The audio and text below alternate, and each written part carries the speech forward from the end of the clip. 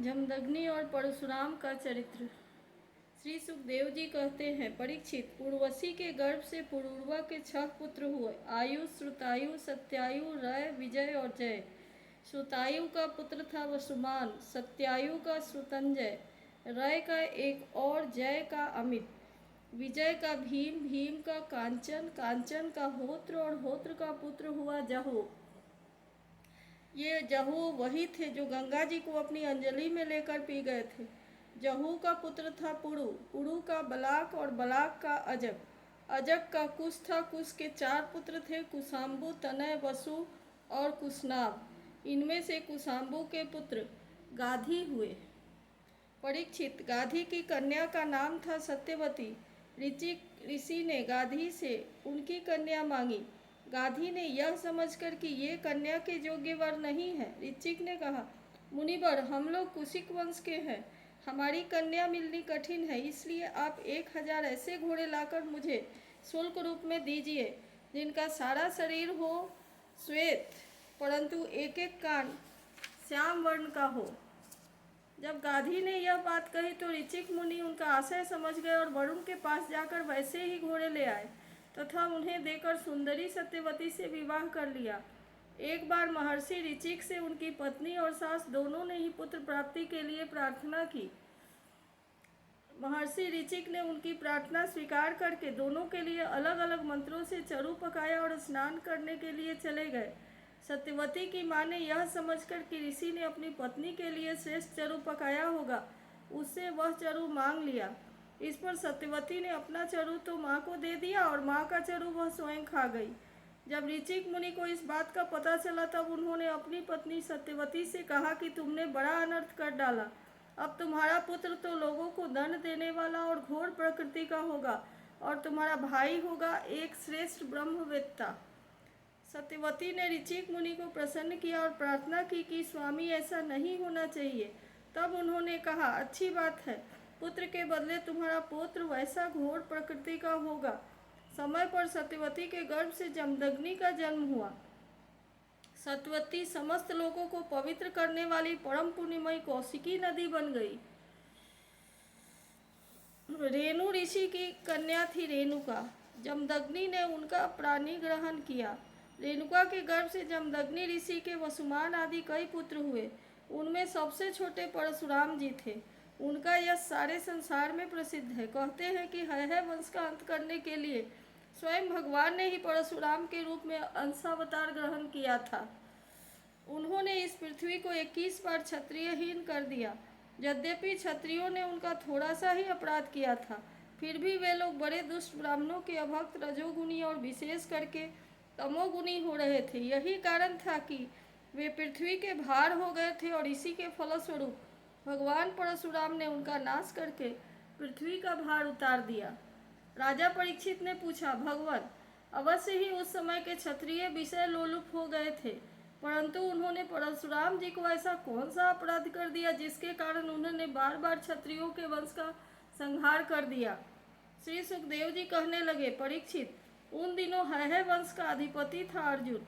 वह एक श्रेष्ठ क्षत्रिय था। उसने अनेकों प्रकार की सेवा शुश्रूषा करके भगवान नारायण के अंशावतार दत्तात्रेय जी को प्रसन्न किया और उनसे 1000 भुजाएं तथा कोई भी शत्रु युद्ध में पराजित न कर सके, यह वरदान प्राप्त कर लिया। साथ ही इंद्रियों का अबाध बल, अतुल संपत्ति, तेजस्विता, वीरता, कीर्ति और शारीरिक बल भी उसने उनकी कृपा से प्राप्त कर लिए। वह जोगेश्वर हो गया था। उसमें ऐसा ऐश्वर्य था कि वह सूक्ष्म से सूक्ष्म, स्थूल से स्थूल रूप धारण कर लेता। सभी सिद्धियां उसे प्राप्त थी। वह संसार में वायु की तरह सब जगह बेरोक टोक विचरा करता। एक बार गले में वैजंती माला पहने सहस्त्रबाहु अर्जुन बहुत सी सुंदरी स्त्रियों के साथ नर्मदा नदी में जल विहार कर रहा था। उस समय मदोन्मत्त सहस्त्रबाहु ने अपनी बाहों से नदी का प्रवाह रोक दिया। दशमुख रावण का शिविर भी वही कहीं पास में ही था। नदी की धारा उल्टी बहने लगी, जिससे उसका शिविर डूबने लगा। रावण अपने को बहुत बड़ा वीर तो मानता ही था, इसलिए सहस्त्रार्जुन का यह पराक्रम उससे सहन नहीं हुआ। जब रावण सहस्त्रबाहु अर्जुन के पास जाकर बुरा भला कहने लगा। तब उसने स्त्रियों के सामने ही खेल खेल में रावण को पकड़ लिया और अपनी राजधानी महिष्मति में ले जाकर बंदर के समान कैद कर दिया। पीछे पुलस्त जी के कहने से सहस्त्रबाहु ने रावण को छोड़ दिया। एक दिन सहस्त्रबाहु अर्जुन शिकार खेलने के लिए बड़े घोर जंगल में निकल गया था। दैववश वह जमदग्नि मुनि के आश्रम में जा पहुंचा।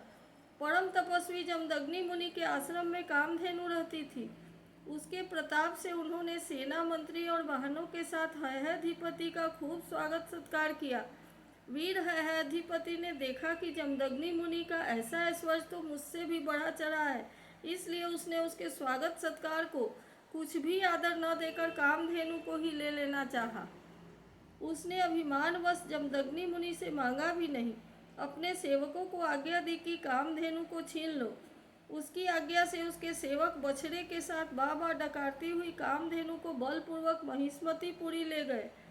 जब वे सब चले गए तब परशुराम जी आश्रम पर आए और उसकी दुष्टता का वृत्तांत सुनकर चोट खाए हुए सांप की तरह क्रोध से तिलमिला उठे। वे अपना भयंकर फरसा, तरकस, ढाल और धनुष लेकर बड़े वेग से उसके पीछे दौड़े, जैसे किसी से न दबने वाला सिंह हाथी पर टूट पड़े। सहस्त्रबाहु अर्जुन अभी अपने नगर में प्रवेश ही कर रहा था कि उसने देखा कि परशुराम जी महाराज बड़े वेग से उसकी ओर झपटे आ रहे हैं। उनकी बड़ी विलक्षण झांकी थी। वे हाथ में धनुष, बाण और फरसा लिए हुए थे। शरीर पर काला मृगजन्म धारण किए हुए थे और उनकी जटाएं सूर्य की किरणों के समान चमक रही थी। उन्हें देखते ही उसने गदा, खड्ग, बाण, रिष्टि, शतघ्नि और शक्ति आदि आयुधों से सुसज्जित एवं हाथी, घोड़े, रथ तथा पदातियों से युक्त अत्यंत भयंकर 17 अक्षौहिणी सेना भेजी। भगवान परशुराम ने बात की बात में अकेले ही उस सारी सेना को नष्ट कर दिया। भगवान परशुराम जी की गति मन और वायु के समान थी। बस वे शत्रु की सेना काटते ही जा रहे थे। जहाँ जहाँ वे अपने फरसे का प्रहार करते, वहाँ वहाँ सारथी और वाहनों के साथ बड़े बड़े वीरों की बाहें, जांघें और कंधे कट कट कर पृथ्वी पर गिरते जाते थे। हैहधिपति अर्जुन ने देखा कि मेरी सेना के सैनिक उनके धनुष, ध्वजाएं और ढाल भगवान परशुराम के फरसे और बाणों से कट कट कर खून से लथपथ रणभूमि में गिर गए हैं। तब उसे बड़ा क्रोध आया और वह स्वयं भिड़ने के लिए आ धमका। उसने एक साथ ही अपनी 1000 भुजाओं से 500 धनुषों पर बाण चढ़ाए और परशुराम जी पर छोड़े। परंतु परशुराम जी तो समस्त शस्त्रधारियों के शिरोमणि ठहरे। उन्होंने अपने एक धनुष पर छोड़े हुए बाणों से ही एक साथ सबको काट डाला। अब हैहधिपति अपने हाथों से पहाड़ और पेड़ उखाड़कर बड़े वेग से युद्धभूमि में परशुराम जी की ओर झपटा। परंतु परशुराम जी ने अपनी तीखी धार वाले फरसों से बड़ी फुर्ती के साथ उसकी सांपों के समान भुजाओं को काट दिया। जब उसकी बाहें कट गई तब उन्होंने पहाड़ की चोटी की तरह ऊंचा सिर धड़ से अलग कर दिया। पिता के मर जाने पर उसके 10,000 लड़के डर कर भाग गए। परीक्षित विपक्षी वीरों के नाशक परशुराम जी ने बछड़े के साथ कामधेनु लौटा दी। वह बहुत ही दुखी हो रही थी। उन्होंने उसे अपने आश्रम पर लाकर पिताजी को सौंप दिया और महिष्मति में सहस्त्रबाहु तथा उन्होंने जो कुछ किया था सब अपने पिता तथा भाइयों को कह सुनाया। सब कुछ सुनकर जमदग्नि मुनि ने कहा, हाय हाय परशुराम, तुमने बड़ा पाप किया। राम राम, तुम बड़े वीर हो, परंतु सर्वदेवमय नरदेव का तुमने व्यर्थ ही वध किया। बेटा, हम लोग ब्राह्मण हैं, क्षमा के प्रभाव से ही हम संसार में पूजनीय हुए हैं। और तो क्या, सबके दादा ब्रह्मा जी भी क्षमा के बल से ही ब्रह्मपत्र को प्राप्त हुए हैं। ब्राह्मणों की शोभा क्षमा के द्वारा ही सूर्य की प्रभा के समान चमक उठती है। सर्वशक्तिमान भगवान श्री हरि भी क्षमावानों पर ही शीघ्र प्रसन्न होते हैं। बेटा, सार्वभौम राजा का वध ब्राह्मण की हत्या से भी बढ़कर है। जाओ, भगवान का स्मरण करते हुए तीर्थों का सेवन करके अपने पापों को धो डालो। इति श्रीमद्भागवते महापुराणे पारमहंस्यां संहितायां नवम स्कंधे पंचदशोऽध्यायः।